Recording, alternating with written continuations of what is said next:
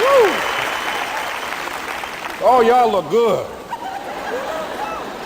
I want you to look at something right now. Think of some major goal you want, or maybe it's one you're already working on and you have experienced a lot of setbacks, a lot of defeats. You've experienced a lot of disappointment. Maybe you've already given up. And maybe you just need a little fire, a little encouragement to get back in the game again. Here's what I want you to look at.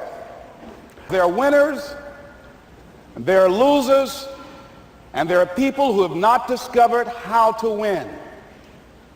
And all they need is some coaching. All they need is some help and assistance, just a little support. All they need is some insight or a different strategy, a plan of action to make some adjustments that will open up the key to a whole new future for them, that will give them access to the unlimited power that they have within themselves. That's all that they need. So what I want you to do is think about something you want for you, that's real for you, that's important for you, that will give your life some special meaning and power. And I don't even want you to say, I can do that. I don't want you to assume that. See, 5 years ago when I started out in this area, I would not have been able to make the mental leap that I would be up to where I am right now. I don't want you to begin to just psych yourself out. No. I want you to be able to say something to yourself that will enable you to maintain a level of integrity with yourself. That when you say this, even when you face tremendous setbacks, it will be a benchmark to keep you in the game, to keep you moving forward and experimenting and readjusting your strategy and your plan of action, continuously looking for ways to win. So what is that something? When you got an idea you want to move on, you might not have the money, you might not have the education, you might not have the support or the resources you need. What is that something that can keep us going, that will enable us to act on our dream? What's one of those keys that will begin to help us to discover the secrets to our dream? Here's what I want you to repeat after me, please, with power and conviction. Say, it's possible. It's possible. That's all I want you to do when you look at your dream. Just say to yourself every day, it's possible. Just say that every day to yourself, it's possible. Because what does that do? See, it begins to change your belief system. See, the way in which we operate, ladies and gentlemen, it's a manifestation of what we believe, what's possible for us. Whatever you've done up to this point, all that it really is a duplication, it's a reproduction of what you believe subconsciously that you deserve and what's possible for your life. Most people operate out of their personal history, out of their memory, things they've done, things they've experienced, things they've seen, things that they have observed. What I'm suggesting that you operate out of a larger vision of yourself. I want you to see yourself doing what you want to do, experiencing what you want to experience, having what you want to have, doing what it is that gives your life some meaning and value. Operate out of your imagination, not your memory. Because whenever you look at where you want to go, I'm wanting to warn you, you will have some conversation back here after you go through the data that you've experienced in life saying you can't do it. And so what you want to begin to do is ignore that inner conversation. Well, most people, ladies and gentlemen, when something happens to them, what they do is they begin to believe that that's the way it is. That's the way it's always been. And they can't see the possibility of it being any different. Example, before April 1954, the common belief, the universal belief, because it had been tried again and again and again and people had failed, the belief was that man was not physically capable of breaking the 4-minute barrier, that he could not run a mile in less than 4 minutes. That was the belief on the planet. It had never been done. But here's what happened, ladies and gentlemen. Roger Bannister came along, and he broke the 4-minute barrier. Now here's what's significant about that. Since that time, up to this day, over 20,000 people have done it, including high school kids. What changed? 20,000 people. What changed? Here's what happened when they got on the track. They knew it had been done. And because they knew it had been done, there was a new belief about this barrier, about this goal that was unreachable. And those 20,000 people got in the race believing, knowing in their heart that someone had done it, that it's possible, that they could do it. And I'm saying that if you know anybody that had some goal, some dream, something they wanted to do, and they did it, then I'm saying that you know in your heart that if someone has done it, then you can do it. It's possible. And that if someone can make their dream become a reality, that it's possible that you can make your dream become reality. And so as you begin to look at where you want to go, beginning to embrace that, it's possible. I'm blessed and highly favored. I've got a lot going for me. I got some good stuff in me. And it's possible that I can bring my greatness out here in the universe. That I can do what I want to do. It's possible I can write my own book. I can have my own business. I can take the trip and travel around the world. It's possible. I can bounce back from adversity and reinvent my life. It's possible. Regardless of where I am, that things can get better for me. It's possible. I'm thinking about two men right here in Chicago who were fairly successful, similar background, educated. They worked for a corporation for many years, and they were among many people that were laid off. Two guys who were very good friends. One went out looking for a job for several weeks along with the other one, and they faced disappointment and rejection again and again and again. They couldn't find any work, which is the story of many people across this country. One guy stopped. He became discouraged. He stopped going. He stayed home looking at television, became very argumentative and toxic with his wife, drinking beer, getting on the phone, talking to his other negative, unemployed friends. And he just gave up. The other guy kept looking for a job everywhere he could go. Every time he could get an opportunity, kept asking people, networking, checking the newspapers every day. Kept going everywhere he could, trying to find a job. You have too much education. You're overqualified. You won't be here long enough. He kept going. He kept going. He went to a place and said, look here, I tell you what, if you can't hire me, and I know you can use my talents, abilities, and skills, I don't want to sit home and do nothing. Just let me do some volunteer work. You don't have to give me anything, all right? I just want to work. I want to be busy. Guy said, okay, it's on you now, but don't expect me to give you anything. It's okay. This guy came in and worked. He was the first one there. The last one to leave was the best employee there. About 4 weeks later, one of the top managers quit. They were looking for a replacement. Guess who they selected? This other guy. This guy who was volunteering his time. He got the job. What was the difference between the two men? Eyesight and mindsight. Eyesight is judging on what you see. Judging according to appearances. But mindsight is how you interpret what you see. One guy said, it's not possible. It's over. I'm finished. I can't do it. I can't make it. He surrendered. I've faced rejection again and again. I'm not going anymore. There are no jobs out there. But this other guy, he felt that in spite of the no's and rejections, in spite of how bad the economy is, in spite of what the newspapers are saying, that it's possible that somebody somewhere will give me a job. He just kept going, thinking it was possible. And guess what, ladies and gentlemen? That's what we have to do with our dreams. Because things happen to you in life that you can never, ever anticipate. And many times when those things happen, you want to give up. I remember when I was in broadcasting, when I was a disc jockey, I became very controversial, not only being a disc jockey, but I felt that radio was something that you not only entertain people with, but you also empower them, you educate them. And I got fired. I didn't just leave, they fired me. That was a shock. I said, wait a minute. They took my microphone. I thought that was who I was. No, ladies and gentlemen, it wasn't. I had to do something else. And I didn't know what else I could do. See, here's what I'm looking at. What are the uses for your life right now that you haven't even reached for yet?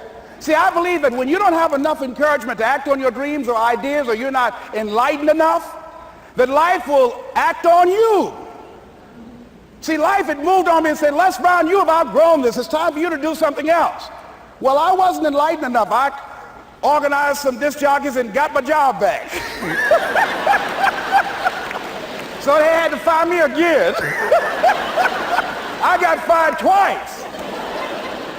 Here's what I did. I had to think of something else. And so a guy suggested to me, he said, Les, why don't you run for office? I said, man, I've never run for office. I've never known anything about how to operate in the political arena. I've heard encourage people to register to vote and get out to vote, but I don't know anything about politics. He said, well, neither do the people who run for office all the time.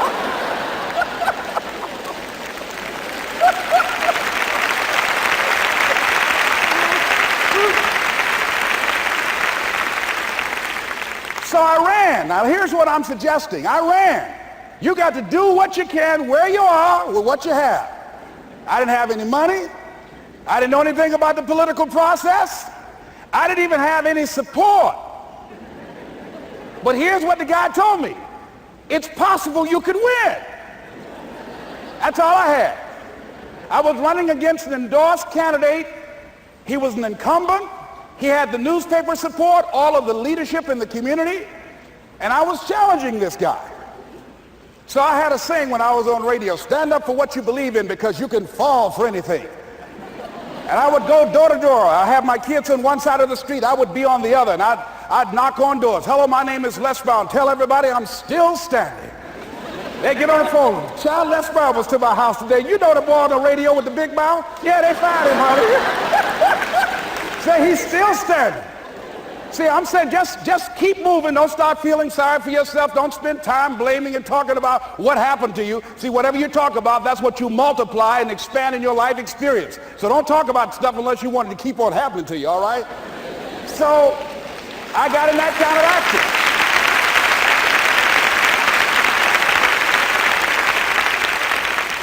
action. As I continue to do that, had my children with me, we're going door to door, didn't have enough money. Eventually, we got close to the election and something happened that really surprised me. Guys who I thought were going to either support me or stay out of it, various powerful community leaders, they became involved in it and they endorsed my opponent. I felt devastated. Now that's going to happen to you when you're working on your dream. Things are going to happen that's going to catch you on the blind side. That was shocking to me. They didn't have to do that. All they had to do was just stay out of it. But here they go, come up in there messing with me. Now that's going to happen. There's some people who believe it's their personal business to stop you from living your dream, all right?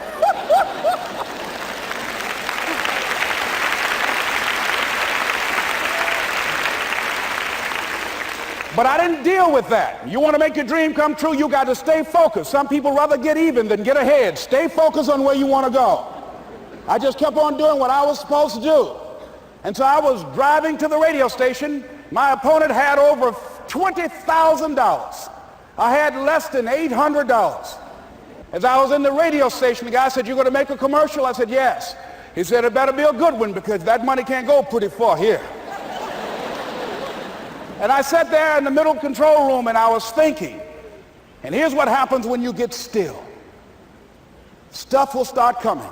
Something said, call your mama. You used to talk about your mother on the air all the time. Ask her to say a few words for you. That'll be a different kind of political spot. So I called my mama. And I had a gospel record playing in the background.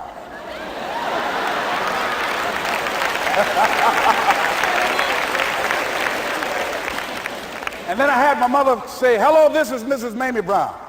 When I raised my sons, I raised them to be good children. When they got out of hand, I beat their behind and made them go right.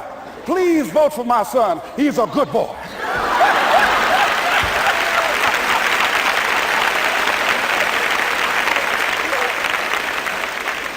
Usually in the state representative race, maybe 3,000 or 4,000 people will come out to vote in a primary. In that primary race, over 27,000 people came out and voted and said, I'm voting for Les Brown because his mama said he's a good boy. I won, ladies and gentlemen. I won.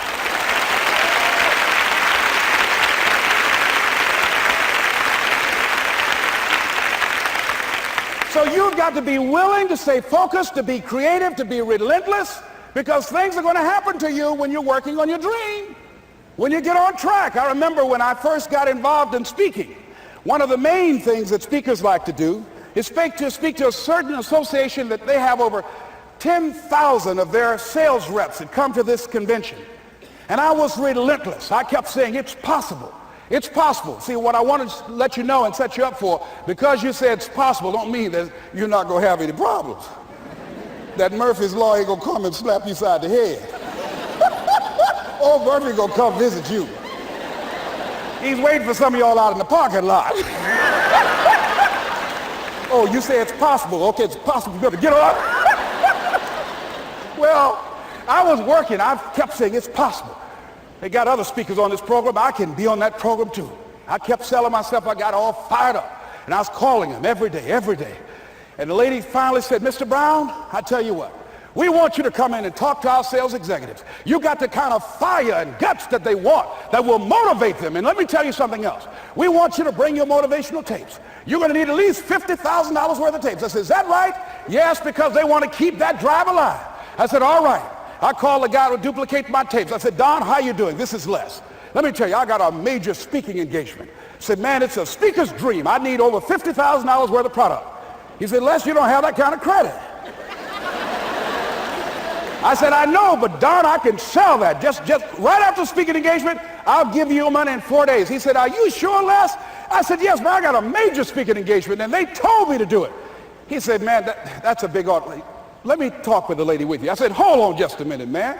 Call the lady back. Hello, Evelyn, how you doing? This is Les Brown. I got Don on the phone. What did you say? Do I have the speaking engagement? Yes, you do. And what else you suggest? Les, our people, they buy a lot of tapes. Your tapes are very popular among them. I'm saying bring at least $50,000 worth of tapes, Les. You'll sell everything you got and more. I said, did you hear that, Don? He said, yes. I said, now, if anybody else has to make a decision, are you the final person? She said, I'm the final person. I will send you the contract. I want you. I said, did you hear that, Don? He said, yes. I said, oh, ye of little faith. I said, duplicate the tapes, man. Hung the phone up. Well, he duplicated the tapes.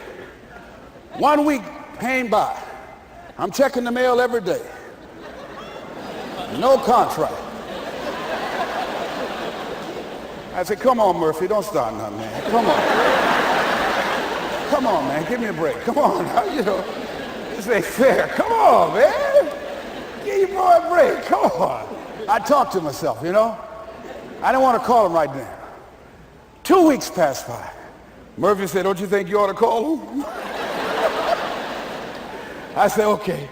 I called. I said, hello, this is Les Brown calling. How you doing, Les? I said, fine. I said, Evelyn hasn't sent my contract out yet. Any additional information you need? So, Les, you haven't heard? I said, no. I said, Evelyn died. I said, she died? I said, did she say anything about me?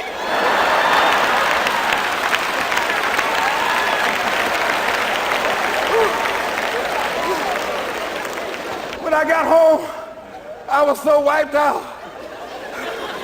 And Murphy was in the house waiting on me. Murphy said, is it possible you want to listen to some of your tapes?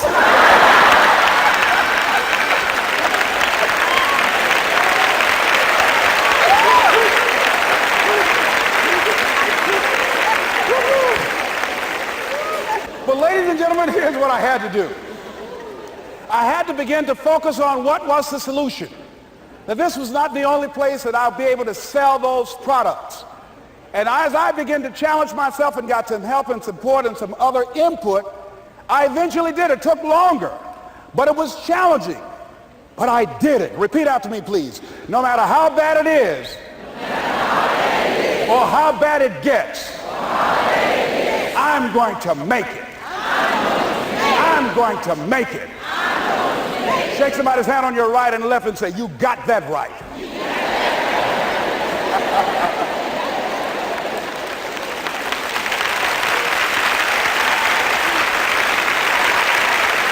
Repeat after me, please. It's possible. I can have my dream.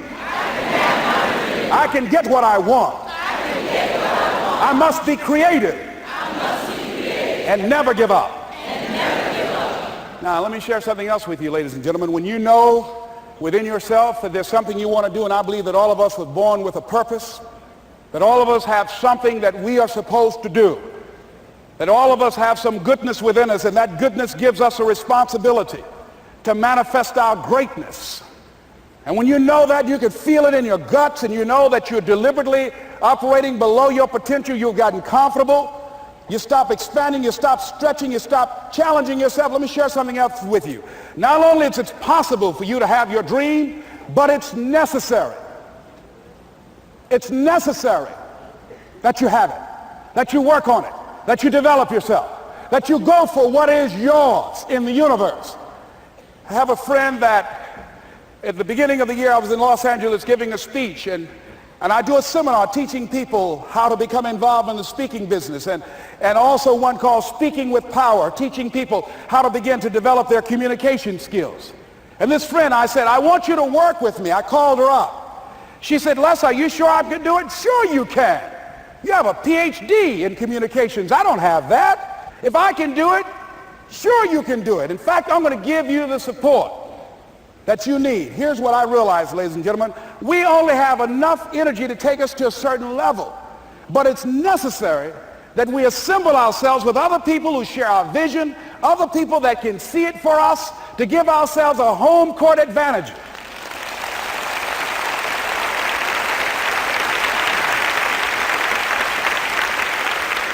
So it's necessary that you seek out other people who think like you, who are growing, who have decided that they are not satisfied with where they are. See, I don't believe that necessity is the mother of invention. No, necessity, in my opinion, is not the mother of invention. Refusing to accept things the way that they are is the mother of invention.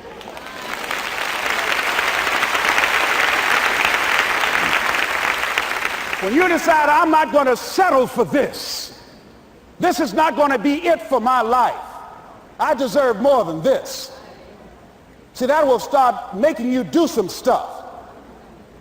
See, a lot of people go to work every day miserable, and all they do is just talk about how miserable they are. But they don't do anything about it. So I was telling her that I knew she hated her job with a passion. I said, you can do this. You got more going for you than I have going for me.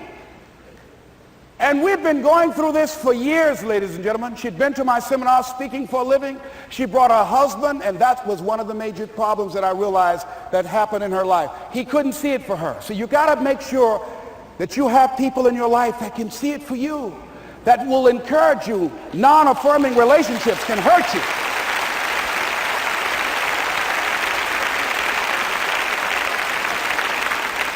And I talked to him. I said, I don't have anything to do with your marriage. I said, you and I are good friends, and she and I are good friends. And I'm not taking sides. I said, but if you can't see it for her, don't tell her that. Just give her some support. What if you're wrong? It's possible, man, that if I'm doing it, she can do it. Well, you're different. How are you going to tell me that? You've seen her speak. She's got great speaking skills. Don't underestimate her. You don't know. You've got a great woman here. But you see, people who can't see it for themselves can't see it for you. He was happy.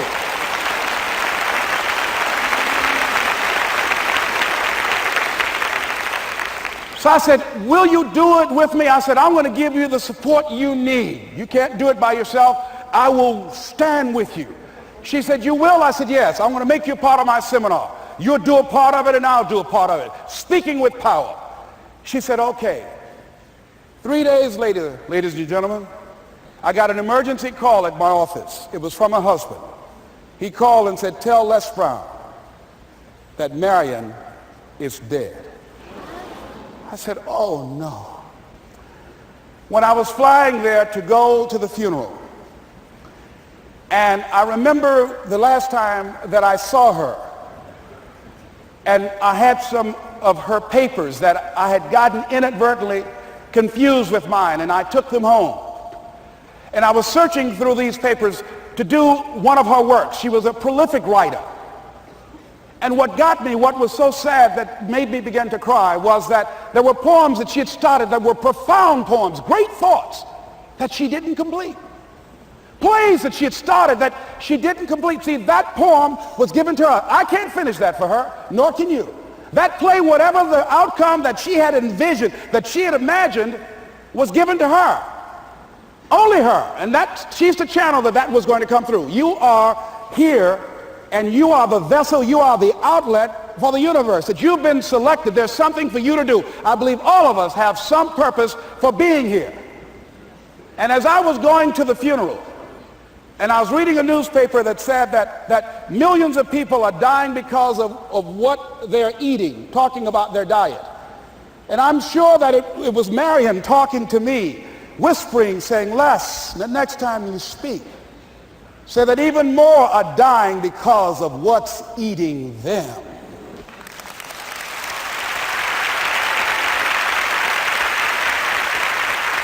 When the challenges of life come your way, you've got to find ways to increase your sense of self-appreciation, because if you don't, you're bombarded with negative stuff every day that beats you down, and you will find yourself unconsciously engaged in self-destructive behavior. If you don't program yourself, life will program you.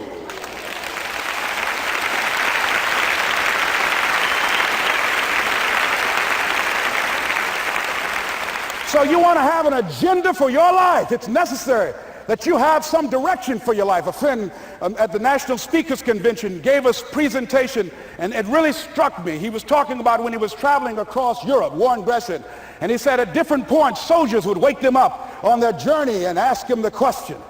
And I pose this to you. The question was, where have you been? Why are you here? And where are you going? And that's what I ask you. Where have you been? Where have you been up to this point? You look at your life. You look at what you produce. Is it giving you what you want? Are you living on purpose? Are you living your dream? Are you acting on your ideas? Are you doing all you can do? Have you gotten comfortable? Are you procrastinating? Are you evading your own greatness? Are you surrounding yourself with people that can nourish you? Are you challenging yourself? Are you experimenting? Are you learning something different? Is your life an adventure, or is it boring? Where have you been? Why are you here? What brought you here? Investing the time, the money. What brought you here? And where are you going? What is it that you can get out of this session, out of this lecture?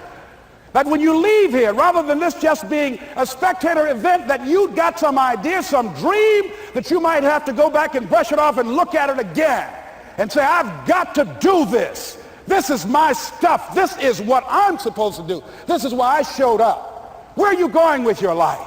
What decisions are you making right now as you look into the future? Are you experimenting to find out what other talents and abilities that you have? See, we're in a time right now. The day is gone where you could just go to college and get out and get a job and work 30 or 40 years with job security and retire with a gold watch. The gold watch days are gone. Brand new day. Party's over.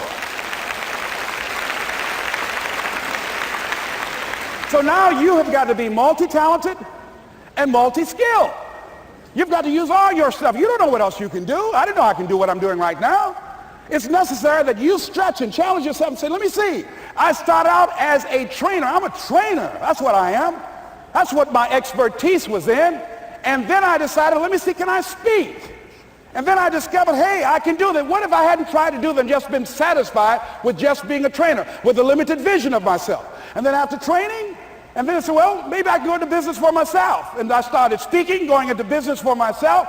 Well, maybe I could train other speakers and teach them how to go into business for themselves. See, you want to have a backup plan. You want to have other strategies for yourself. In case this doesn't work out, you got something else going over here. You don't want to ever put yourself in a situation where you have a limited vision and you're only using a limited amount of your talents, of your skills, and of your abilities. And I'm saying to you, it's possible you've got some talents, some ideas in you, your ability to do some stuff that you haven't even discovered yet. And I'm suggesting that it's necessary that you get outside of your comfort zone. It's necessary that you develop some new relationships where you can learn from people. It's necessary that you do reading, that you do research. It's necessary, if you're already involved in some business, that you don't be satisfied with where you are. If you want to make it today, it's necessary for you to constantly look at ways of getting better. Not only is it possible for you to have your dream, and it's necessary for you to challenge yourself to go after it and get better and leverage relationships that can help you get to where you want to go, but it's you. The major key to your reaching your dream, your living up to your greatness, your making your contribution is you. If the economy is good, fantastic. If the banks are loaning money, that's great. If people are positive, that's great. You don't have any opposition, that's great. But the major key to your making things happen in your life is you. When I wanted to get on public television, they told me, you can't do that. So wait a minute, I've seen these other people on. It's possible I can get on. Leo Biscaya, John Bradshaw, it's possible. Excuse me, hold on, time out. Let's be realistic. Come on, be logical. I said, well, wait a minute, why can't I do it? Let's look here. Think about guys who have credentials, all kind of credentials. You don't have any college training. They're not going to put you on television. Give me a break. I said, thank you for that. God love you, and I'm trying. And went on about my business. You hear me? Let me tell you something.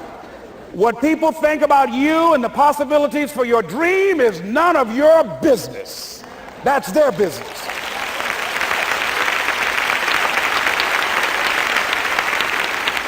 They have no imagination, ladies and gentlemen. They're living out of the past, out of their memory. Their attitude is it can't be done because they haven't seen it. They're judging according to appearances.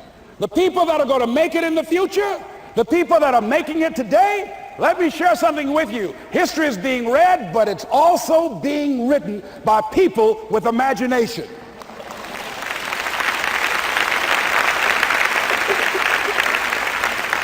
So I went to the next mode, necessary to start talking to people and seeking and asking for what I wanted and leveraging relationships and trying to find out how do the people do it that went ahead of me? How do they do it? And then what is it I need to do? How is it I need to train myself, to develop myself? What's the resources that will be required in order to make it happen? And as I start seeking out and asking questions, I started running into people who said, I know someone who can help you do that. And they helped me get connected with those people. Remember, we have so much energy that can take us so far. It's necessary that you hook up with some other energy that can take you to the next level. I hooked up with them. They said, let's go. I said, away we go.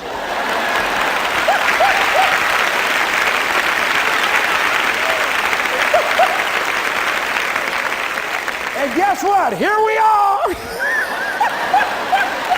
I love it. You want your stuff? It's necessary you take responsibility for it, that you make it happen, that you don't give up, that you don't take any objection or disappointment or defeats personally, that you keep on keeping on, that you don't decide that I can't make it because you can't see the light at the end of the tunnel, that you realize that's a part of the program. And here's something you've got to resolve. Say this to yourself every day.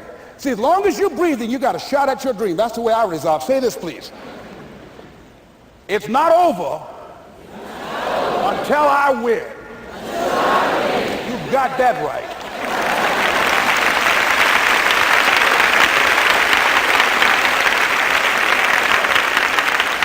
It's not over till I win. Not over till I get through. It's not over till I get over. Not over till I get what I want. Door can't open today, look out. I'm going to come back and take the hinges off. That's how you got to do that. You've got to have that kind of courage, that type of determination. If you want to make it happen, it's you. That you've got to take personal responsibility to make it happen. That you have got to own what it is that you want to do, if it's taking care of your well-being, if it's making a difference in our school system, if it's working with senior citizens, if it's to protect our ecology, if it's to create an economic renaissance, if it's just to take yourself to another level, it's you. You've got to make that happen. We can point out many things that can make it inconvenient or can slow us down, but ultimately, it's on us. Next step is, not only is it possible and necessary, and it's you to live your dream, to make this greatness that you have within you become a reality, but what I've come to appreciate when you're working on changing your life, changing some bad habit, getting out of addictive situations or relationships, or working to build a dream or making a difference in our society, or learning something that's very challenging. Here's what I realize, ladies and gentlemen, and develop a great deal of respect for. It's hard. Easy is not an option. It's hard living. Life is hard. See, it's hard when you are 49 years old, been working on a job for 17 years, and they come in and tell you you're finished and give you 1 week severance pay. And you got to start all over again. It's hard when you are married and raising children and your children are crawling and your husband dies unexpectedly. It's hard handling just the tragedies of life. It's hard when you're working on something and you put everything you have in it and it doesn't work out. You lose your money and other people's money. It's hard. It was rough when I lost my job. And I could not find a job. It was humiliating and embarrassing, borrowing money. And then I couldn't pay the money back when I told them I would. That's rough. How people look at you, how they respond to you. It's very hard. It's humiliating. Here's what I discovered that happens to you in life, that you will go through things, and while you're going through them, you can't understand why it's happening to you. But after you go through it, and you get back and you look at it and you say, oh, now I understand why I needed that lesson. Have you ever happened to you? Raise your hand. Has it ever happened to you that I couldn't understand it then, but after I got through it, then I saw that that was preparing me for bigger and better things.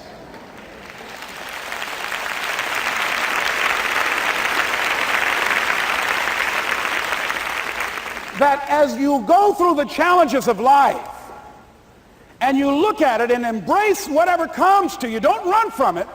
Step toward it. Don't try and duck it like most people do. See, most people want it easy. See, easy come, easy what? Easy go. See, but when you go at what you're going to deal with and you deal with the difficulties of it, when you handle those hard things close at hand, making those hard decisions right now that you don't want to make, learning those things that you don't like to do, but you know that in order for you to get where you want to go, this is one of the hoops that you have to flip through. And I'm saying to you, whatever you got to do it, because if you don't, life is going to whoop you until you surrender and say, okay, all right, I cooperate, okay, I learned, okay. They had to wear me out a long time. So if it's hard, then do it hard. Now, how do you hang in there during the hard, difficult times? Les, you must have faith. You've got to believe in yourself. You've got to believe in your abilities. You've got to believe in your service, your company, your ideas, unquestionably. You've got to have faith, and that faith gives you patience. That it's not going to happen as quickly as you want it to happen. A lot of things are going to happen that will catch you off guard. And so therefore you've got to deal with and handle it as it comes. And not only that, but that faith and patience drives you into action. You've got to keep moving and keep plugging away. I can see people coming out talking to a guy out there watering and fertilizing the ground that's not showing anything. Hey, what you doing? You've been out here a long time, man. And the conversation in the neighborhood is, you growing a Chinese bamboo tree, is that right? Yeah, that's right. Well, even Ray Charles and Stevie Wonder can see ain't nothing showing. You know that's how people are going to do you? So how long you been working on this? How long have you been working on your dreams? And you have nothing to show. This is all you got to show?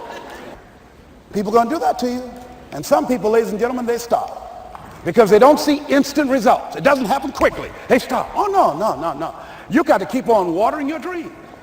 And when it began to happen, they stopped laughing. They said, look. Whoa, look here. Look how, hey, man, you know, I know you can do it. Look here, you got a job here?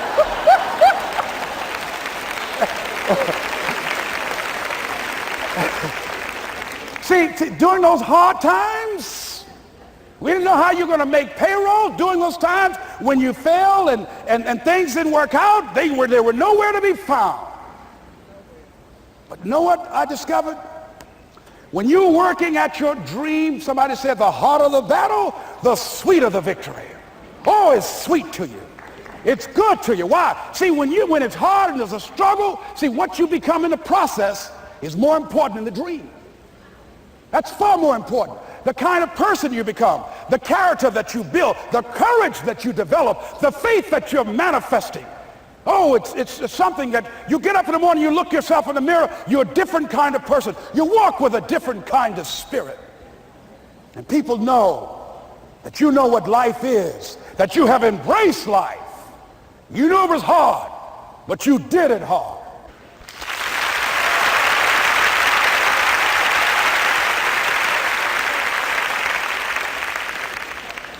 Now that takes us to the next level. If it's hard, why do people do it? You ask people who do things. Why do they go it? People who climb mountains just for the sake of it. Nobody paying them to do it, just do it. Somebody said, I'm going to run around the world. He said, why would somebody want to do that? I'm going to swim the Atlantic Channel. Why? Why do people do that? I wondered, why would a Nelson Mandela give up 26 years of his life? Why do people do that? Here's what I discovered in high school. High school, I decided I wanted to go out for football. Never forget this. And I discovered why people do things. You know why, ladies and gentlemen? Even though it's hard, it's worth it. It's worth it. See, one day we had Coach Alkin Hepburn had this plaque down there and this wood on the floor, on the ground. He said, Brown, come over here. Had my suit on. I said, yes, sir. He said, I'm going to have old Larry Littles down there, old big Larry. Yes, sir. Big, fat, sorry Larry. Yes, sir. Brown, I want you to get down bull neck. Yes, sir. He said, I want you running Larry. I want you to put your helmet right in his pit, right up and hit his chest and knock him off that board. You hear me, Brown? You can do that. Yes, sir. Can you do that? Yes, sir. I said, hubba, hubba. I said, hubba, hubba. He said, Brown, I want you to knock him off. You're going to make the team. I know you can get him, all right? Look at him, how sorry he is. Knees knocking and everything. I said, yes, sir. Then he went down to Larry. Larry Littles, who played 12 years for the Miami Dolphins, all pro for 12 years. This is a bad, big dude. 250 pounds, strength, agile, and all muscle. He said, Larry, he said, man, you know Brown down there. He's down there talking about your mama and everything. He talked about how fat and sorry you are and how he's going to knock you off this board. Larry now spitting fire and growling and foaming at the mouth. And I'm looking at Larry saying, oh, hubba, hubba. He said, look at that fool down there growling. He told me he's going to scare you that you're going to leave. Are you going to leave? No, coach, I ain't going to leave. Go down there and knock him out the park. Boy, coach got back. He winked at me. Go get him, Brown. I went hard. I ran into Larry with my helmet. Larry said, boom. I don't know where I landed. When they woke me up, I said, can y'all take this helmet off me for a minute? I said, y'all got any more positions out here? They say, like where? I said, don't y'all need an announcer? They said, Brian, where you going? I was crying. They said, man, some girls over there. I said, I don't care, man. I'm hurt. So that fool almost killed me, man. He said, bro, you quit, man? I said, yeah. I said, what? I said, it ain't worth it, man. No, it ain't worth it. Y'all go ahead. Y'all crazy. I'll be your announcer, man. I was calling the game. I was up there in the booth. Call good games, too, because the pain wasn't worth it to me. And I'm saying to you, you know why people do what they do? The people who go after their stuff, what makes it worth it? It's got to be your passion. You got to love it, ladies and gentlemen. You got to love it. It's got to be what you are supposed to do. You want to sing, and even though they want to invite you to Carnegie Hall, you're going to sing to anybody that listen to you, including singing to yourself.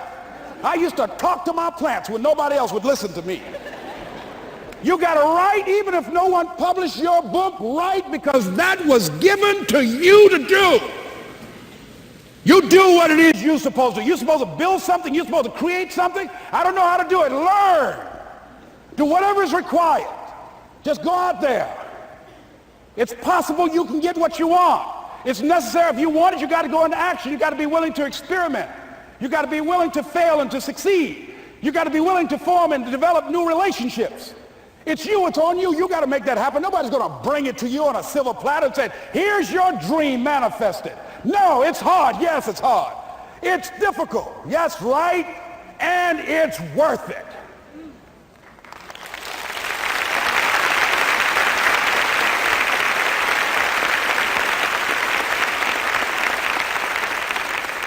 People ask, hey, man, these kids, man, it's rough dealing with them. That's right. That's right. You think peer pressure happened overnight? We went through peer pressure. I remember as a kid, some guys said, hey, Les, me and another fellow named Willie Lower, we were going home. Hey, man, we're going down to Gould's, man, and knock off a grocery store. I said, look here, I don't want no part of that. I'll see y'all later. Say, y'all chicken. I said, that's all right, you say whatever you want. Low star. I'm not chicken, man. Don't call me chicken. Then why don't you come? We didn't even ask you to come into place, man. All you do is just drive the car, that's all. I don't know how to drive that good. Well, we're trying to get Les to come. He's chicken. Hey, I'm not driving nothing, all right? Willie, don't care about what they say, man. Leave him alone. You want to go do it? You find somebody else to drive, or you drive yourself. Come on, Willie, man. Pull him, he stopped. I ain't chicken. All I got to do is drive? Yeah. I said, Willie, that sounds simple, man. Don't go, man. He went. And the next day we read the newspaper where when they robbed the store, when they came out running to a car, the merchant, the man who owned the store, came out just shooting wildly, and he hit the driver in the head. So peer pressure didn't just start in the 90s or the 80s. It's difficult and it's challenging for kids right now. And it's going to take some easy, simple methods to help bring them out of this madness, this insanity? No. Is it hard? Yes. Let's look at what we've been doing. What has worked? What has not worked? Let's look at where we want to go. What is it that we want to produce? What is it that we want to create for our young people? And as we think about that, start experimenting with different methods and techniques to create and to produce that. And begin to believe that it's possible through our commitment, through our vision, through our determination, our relentlessness. Because of our belief, it's possible that we can reduce the teenage homicide rate, the teenage pregnancy rate, the dropout rate. That it's possible, looking at what kind of world are they going to be in. As we look at the global economy, that as we begin to use our collective will and genius and resources, it's possible that we can create an educational system that not only will test their minds with information and facts and figures, but will teach them how to think and be creative. And what does it mean to be a human being and to value human life? And how do you make relationships work? How do you bounce back from adversity? It's possible that we can give them a curriculum that will give their lives a sense of purpose and direction and meaning, and teach them how to begin to know and operate on a higher level of being, where they become assets to our society rather than liabilities. What if we leave here with that kind of consciousness that it's possible, as opposed to saying we have to write this generation off, that it's possible that we were born for such a time as this and that, that maybe someone here has the idea or the method or some plan of action or an approach that can resolve many of the problems that we're facing with young people today. Whatever we have to do to save our children, it's worth it.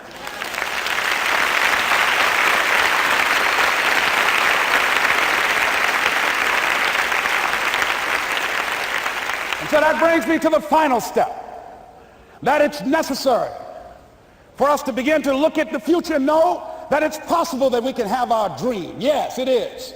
Other people have done it, then we can do it. We fail a lot of times. Well, a lot of other folks fail, and eventually they came back and they succeeded. So it's possible we can have what we want. And we know that we want to get it. It's necessary that we align ourselves with people that think like we do. It's necessary we get negative, do-nothing people out of our lives. It's necessary we never stop learning and growing and developing ourselves. It's necessary that we never give up. We know that it's you, it's me. It's being responsible for our stuff and deciding that we're going to keep on keeping on, that we're going to find a way to win or find a way to make it happen. And we know it's hard. It's not going to be a picnic.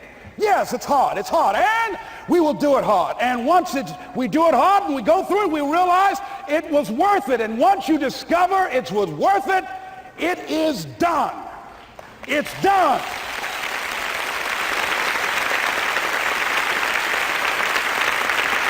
It's done, ladies and gentlemen, before it happens. Well, here's what I'm suggesting to you. That when you're working, you have a wall to break through. Let's say a friend of mine who runs a marathon, and he says, when he's running the 26-mile marathon, he said, let's say that hypothetically, that 18th mile is the wall. He said, Les, when you get there and you're running, he says, everything in you is telling you to stop, to give up. Every muscle is aching, and you're saying to yourself, I can't do it. I can't do it. And you just keep on and you keep on and you keep on. It seems like you're moving at slow motion. And then eventually when you break through that 18-mile wall, then you know it's like done and you're on automatic and you glide on in. And you know it's there. You know you're going to get to the finish line. And we've all had experiences where we were working on something and we knew it was possible. And we did those things that were necessary to bring it into a reality. We took the responsibility to make it happen. Other people couldn't see it. A lot of people didn't believe it. You were attacked. You were criticized. People were opposing you, but you kept on doing it. It was hard. It was rough. It was difficult. But to you, it was worth it. And eventually you got to a level you know, can nothing stop me now. I'm on the move. I'm on the move.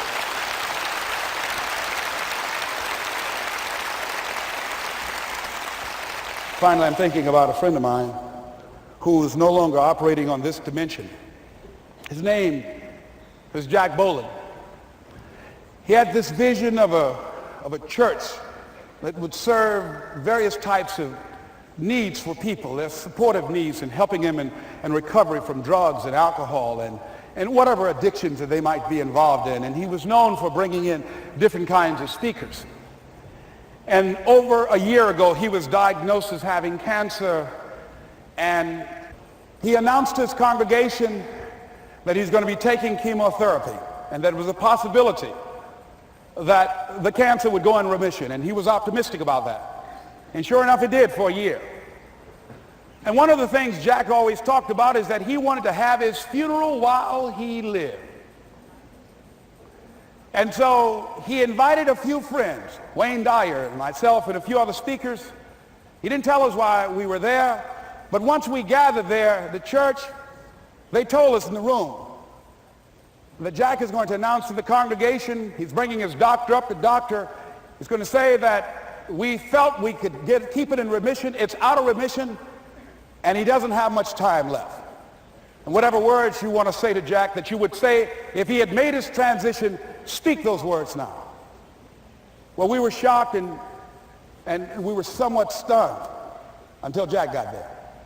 They brought him in a wheelchair, and boy, was he courageous, and he had a strong smile, and they helped him up the steps, and he sat behind the podium.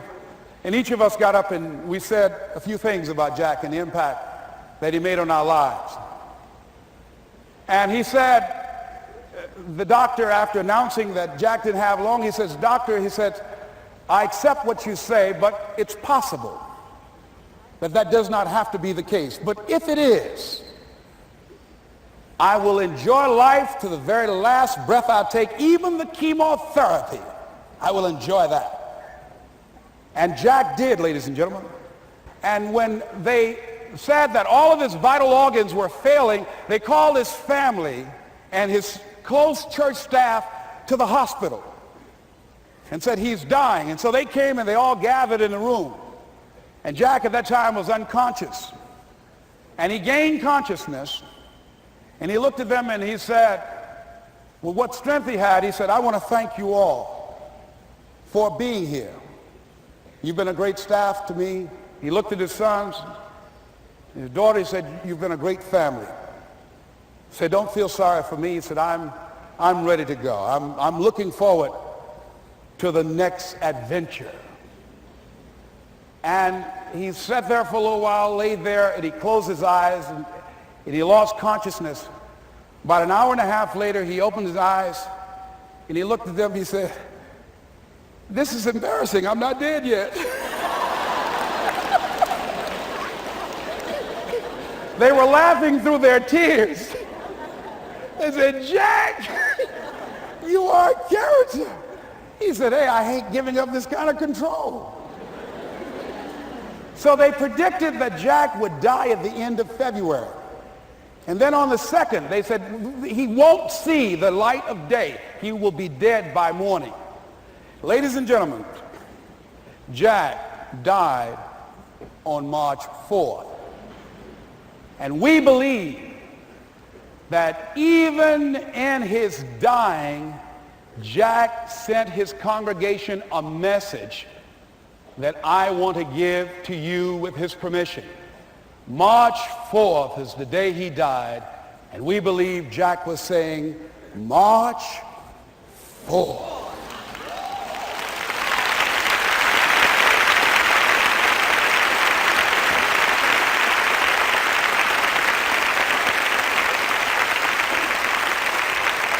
So I say, as you look into the future, while other people are giving up, feeling like victims, feeling powerless, becoming negative, turning on each other rather than to each other, feeling that they can't make it, be ye not conformed to this world, but be ye transformed by the renewing of your mind with the mindset of that it's possible that we can save this generation. It's possible that we can create new industries, a new economy. It's possible that I can find a new profession, a new job. It's possible I can create a new life.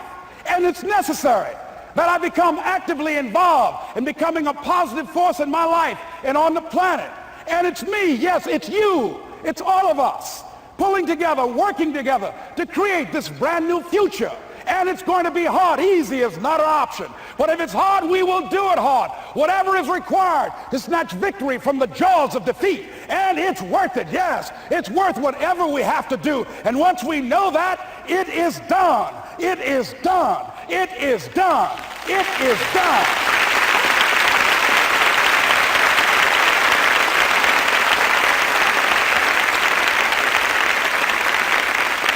So I say to you, whatever your dreams are, whatever you want to do, in the spirit of Jack, March 4th.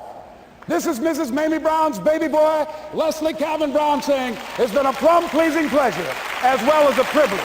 Thank y'all here. Thank you. Thank you. Thank you. Thank you. Thank you very much. You're very kind. Thank you. Thank you very much. You're very kind. Thank you.